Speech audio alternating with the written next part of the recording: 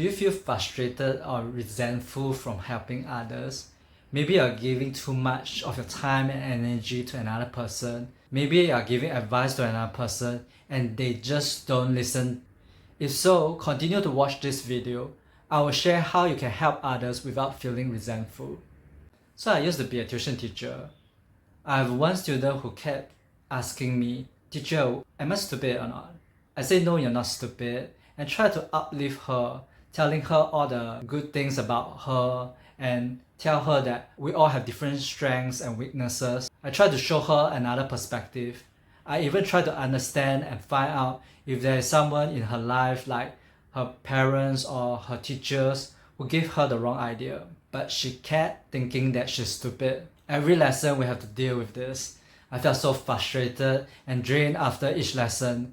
It's as though I'm running into a wall each time I try to help her. So one day I just gave up. I was a little bit naughty and playful. She asked me if she's stupid again, and I said, "Yes, you are stupid." She was like, "No, I'm not stupid, teacher." And she gave me so many reasons why she isn't stupid. But I was like, "Well, you convinced me that you're stupid for the last few lessons. I'm very convinced." Then we both laughed. We never had this conversation ever again. I was so amazed that when I gave up, she changed. All this time I was trying so hard to help her and nothing works. But when I stopped going against her belief, it worked. I learned a very important lesson that day. Don't try to change other people's belief. If someone is fixated in their belief, no words are going to change or convince them. When you go against their belief, you are going to face a huge obstacle. You'll be like running into the wall and you're going to feel very frustrated and resentful. So don't do it. It doesn't mean when someone comes to you with their problems and seek you for advice, you don't share with them your point of view. But what you want to have is discernment. You want to know if someone is open to suggestion and receiving help, or do they have fixed belief of what works and what doesn't. I'll give you an example here. When someone asks me for advice, when I share with him what I would do if I were in his situation, he told me that it won't work. And I found this very weird. It's not the first time he asked me for advice. Every time I suggested something, he would try it and come back to me days later and tell me it doesn't work. He would then ask me for my opinions about alternative solution that he has. Can I do this instead? Can I do that? Will it work? Finally, I realized he was not asking for advice. He's asking for permission to do something. Even though he said he was asking for advice, what he didn't realize is he wanted to be validated and affirmed. He wanted me to tell him that what he wanted to do is the right thing for him. He's fixated in his belief and he's not open to receiving any advice other than his own. And it's not him, right? We all do this to a certain extent, unconsciously. Like when we create an artwork, we write a new song, or we buy a new shirt or dress, and we ask others for their opinions. We are not asking for their honest feedback. We just wanted them to tell us how good we are, how we did a great job, or that we look great in our outfit. We just wanted affirmation from others. So when helping others, you want to discern whether the other party is open to receiving your help or not. Even though they might think themselves that they are open, it doesn't necessarily mean so. This will save you a lot of trouble. Because when people see themselves or the world in a certain perspective, it's difficult to change their mind or their point of view unless they want to be changed. Don't help others when they don't wish to be changed. If you continue to help someone who doesn't wish to be changed, you're going to feel very powerless. Why? That's because you're trying to control someone else and that someone else is beyond your control. We can only control ourselves. We cannot make someone else do something that they don't want to do. And to not feel this powerlessness, you start to blame the other person for not following advice. You start to resent them for not changing their behavior. You need to understand that when people do change and grow, it's because they decided to do so. It's not because of you. When people thank me for helping them because they read my book, it's because they are open to receiving new insight and perspective. They are willing to be uplifted. It's not about me. I'm just a medium for the insight to flow through. Another person who read the same book might think that it's trash.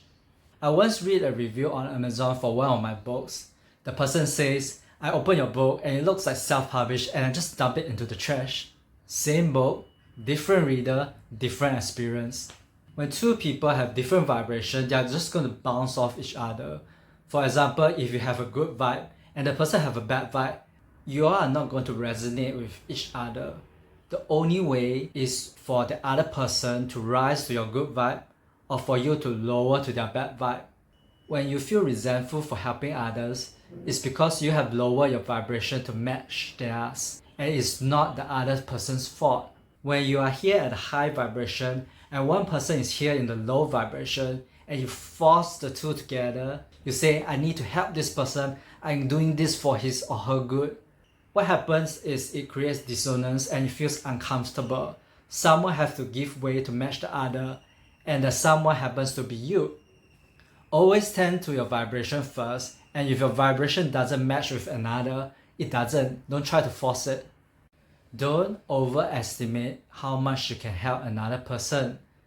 A few years back, I wonder why many of my students have some kind of problem like dyslexia, like autism, ADHD, depression, low self-esteem. I would spend a lot of time reading up on their problems and see if I could help them. But eventually I felt burnt out, exhausted and unhappy. Then I realized the problem wasn't them, the problem was me. My job was to teach maths. The parents didn't hire me to be their child counselor, family therapist. Why on earth am I digging into their problems, school problems, family problems, and trying to help them resolve? I realized I crossed the boundary.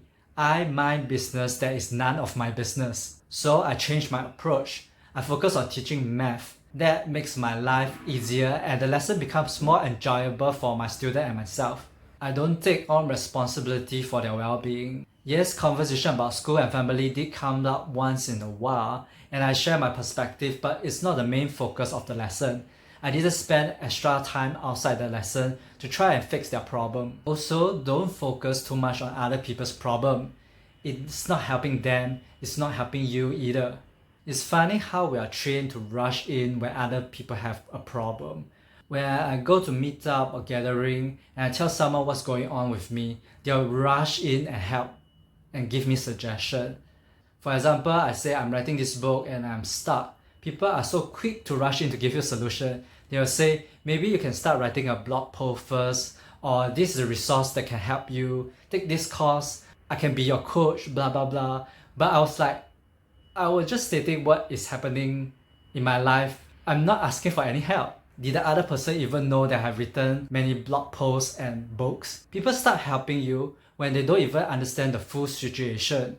We are so problem focused, like if we see a problem, we want to fix and get rid of it immediately. We don't feel good when we see there's a problem. Seeing other people with problems doesn't make us feel good.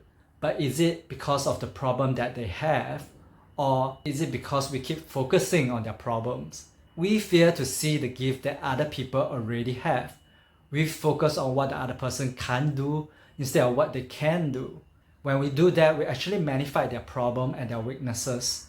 Instead of empowering them and trusting others to have the means to resolve their own issue, we disempower them.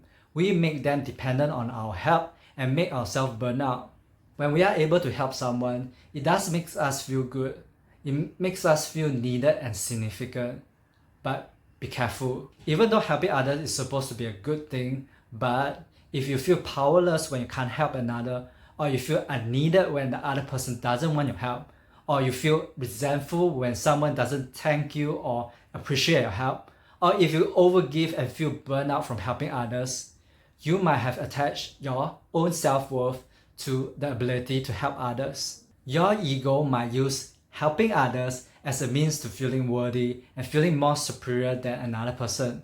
And you might have some codependent tendency. When your emotions are attached to someone's well-being, it never feels good. You don't feel a sense of freedom when you're always depending on others to feel good. There is so much freedom in letting go of this responsibility to help others. When someone keeps asking you for help, but they don't wish to listen, sometimes it's best to say, sorry, I can't help you. It's better for one person to be in a negative vibe than having two persons with the negative vibe. This might seem cold heartless, or selfish, as we are all trained to mind other people's business. But if your vibration dips and you feel resentful when helping another, you're helping no one. You're not helping them, you're not helping you. People don't like to be told what to do. The more you tell them not to do something, the more they will do it. The more you try to change them, the more they refuse to change. Sometimes people have to hit rock bottom to realize that they have to change. And when you tell someone, I can't help you, you're not saying that there's no help for them or they are hopeless. You are just letting down your ego. What you are saying is, sorry, I can't reach you. I can't maintain my vibration while helping you. Maybe someone else can. We can't reach all people in the world. There will be some people who will listen to you and there are people who won't. You might notice this in your life. You tell your wife or husband something and they don't listen to you, but when your friends or an expert say the same thing, they are like, yeah, they are right. What other people hear is hindered by their belief.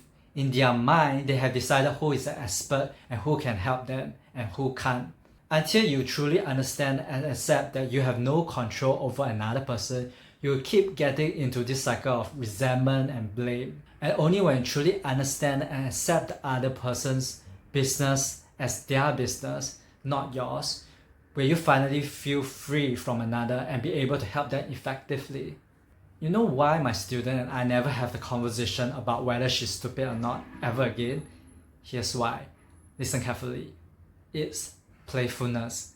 I was in a playful mode and I give up feeling frustrated. My student is talking from the vantage point of her ego when she thinks that she's stupid. When I engage with it and try to change her ego's belief, I did my vibration to match her vibration. And once I give up and raise my vibration back to one of playfulness, I wasn't talking to her ego, I was talking to her spirit. The part that knows better. The parts that know how crazy her mind is to think that she's stupid. And when I was in this high vibration and didn't take what she says seriously, I was unconsciously inviting her to join me at this good vibe. And she also let go and joined me there. And we have a good laugh. Instead of feeling so serious and helping others, relax. They will see the solution one day, whether is it from you or for another person. If you display people-pleasing behavior or codependent tendency, below is an article I've written on how to break your codependency habit. Or if you feel like your heart is closed off from other people or the world, do check out my book, Reconnect to Love. The links are in the video description below.